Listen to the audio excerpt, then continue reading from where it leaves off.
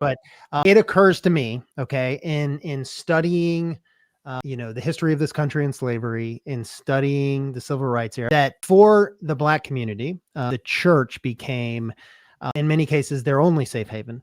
And a place where they, in often cases, during slavery, Black people weren't allowed to congregate more than a couple people, except at church. And you can't study any of that and not continue to see that the church became the place where healing could happen and where conversations could be had and where planning could be done, quite frankly.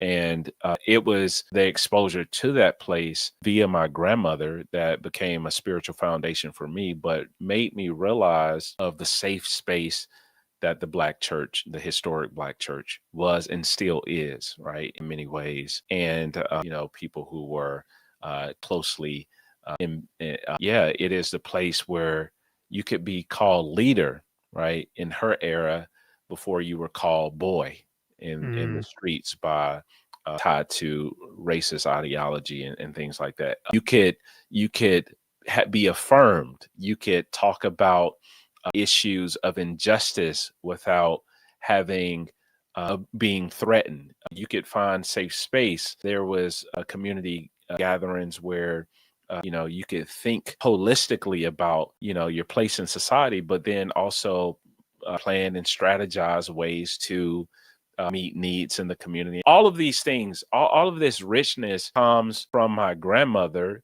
who found that in the historic Black church.